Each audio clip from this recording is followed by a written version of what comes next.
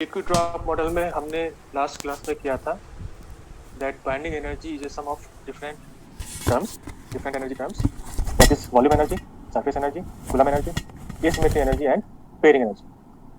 तो अब यहाँ पे क्वेश्चन नंबर 4 जो है ये मैं आपको प्लीज बता दूं, ये सब कोई आसान क्वेश्चन है, तो जब तक और लोग जुड़ते हैं तब तक हमसे करते हैं। तो ये जो है पेज 3 पे है, ये आपकी बुकलेट में पेज 3। तो इसका आंसर क्या होगा? तो which of the following expressions for total binding energy of a nucleus is correct? तो यहाँ पे volume energy, surface energy, coulomb energy में हमने कहा था कि जेड जेड माइनस वन हो या जेड स्क्वायर हो। तो आपका आंसर इसमें जो है सब कुछ का आंसर तो ए सही है, और इनमें जो डी जिसने लिखा वो गलत है।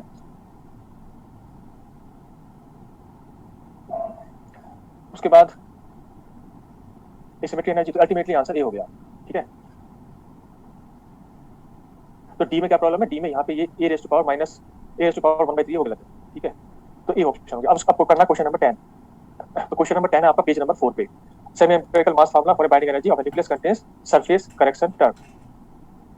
तो surface correction term depends on, तो जो ऊपर फॉर्मूला है उसके हिसाब से सी हो गया। उसके बाद क्वेश्चन नंबर 1 पेज नंबर 15, ये आपका पेपर 2015 क्वेश्चन है। तो इसमें हमें पता है कि volume is proportional to A, surface energy proportional to A raise to power 2/3, then coulomb energy is inversely proportional to A raise to power -1/3 and pairing energy. तो अब यहाँ पे कंफ्यूजन नहीं होना, पेयरिंग एनर्जी में अगर ए की पावर -3/4 है तो वो सभी में है -3/4, और जो मैंने आपको बताया था -1/2, तो फिर चारों में ही -1/2 होगी, तो अल्टीमेटली -3/4। इसका आंसर ए हो गया। तो अब हम नेक्स्ट स्लाइड पे चलते हैं। तो ये वाला क्वेश्चन हमें लास्ट क्लास में किया नहीं था, तो यहाँ पे एक मिनट में पेज नंबर बता देता हूँ। ये आपका पेज नंबर 21 पे है, पेज 21। देखिए बैक स्लाइड ये है।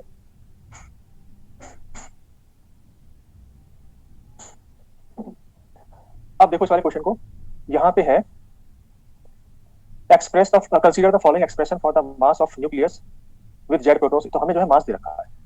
अब की बात बाइंडिंग एनर्जी नहीं है, मास है। लेकिन मैंने आपसे कहा था कि अगर बाइंडिंग एनर्जी नहीं हो और मास हो, देखिए आप लोग फिर से ही कह रहे हैं कि बैक स्लाइड, आप लोग या तो लेट जुड़े हैं या आप तो इस तरह से काम कैसे चलेगा। यहाँ पे फर्स्ट स्लाइड ये है, और वैसे भी ये आसान क्वेश्चन थे इसलिए मैंने डिस्कस कर दिए ताकि किसी का छूटे ना, क्योंकि आसान क्वेश्चन है तो उसमें कोई दिक्कत नहीं है। और ये अगर हम यहाँ पे नहीं भी डिस्कस करते तो भी आप इसे कर ही लेते हैं कि आसान है। तो अब हम नेक्स्ट क्वेश्चन स्लाइड पे चलते हैं।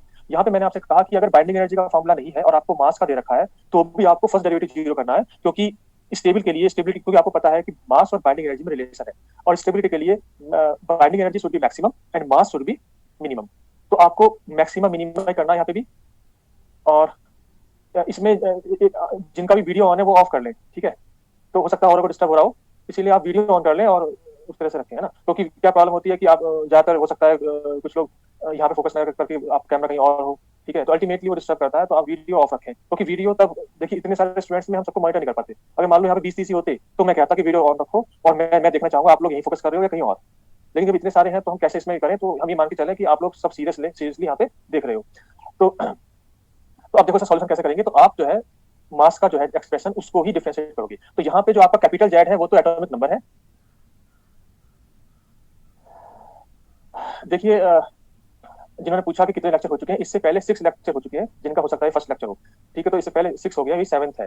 तो बेसिक न्यूक्लियर प्रॉपर्टीज अभी कवर हुई है। तो लिक्विड ड्रॉप मॉडल का ये सेकंड लेक्चर है। लिक्विड ड्रॉप मॉडल में हमने फर्स्ट लेक्चर किया था, मतलब इससे पहले वाला लेक्चर 6 लेक्चर था, वो लिक्विड ड्रॉप मॉडल का था।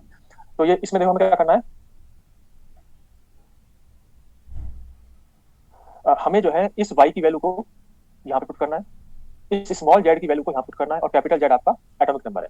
तो अल्टीमेटली जो आपका मास हो गया वो हो गया 1/c² function of A plus small Y की वैल्यू नेगेटिव है,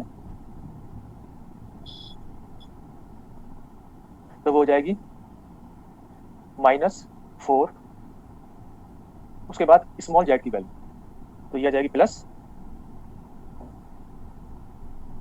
यहाँ पे जेड की मल्टीप्लाई भी होनी है, उसके बाद plus AC A raise to power -1/3 into Z square plus 4 A raise to power, यहाँ पे ए रेज़ टू पावर -1 है इंटू जेड स्क्वायर।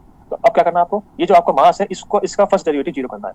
तो हमें यहाँ पे दे रखा है for a fixed A the expression for Z for most stable isobar. तो मोस्ट स्टेबल आइसोबार कब होगा? जब आपका del M over del Z is equal to 0 होगा। तो अब हम नेक्स्ट स्लाइड पे चल रहे हैं, इसका डिफरेंशिएट करेंगे और आप में से आप लोग भी करो और देखो कौन सा आंसर आ रहा है।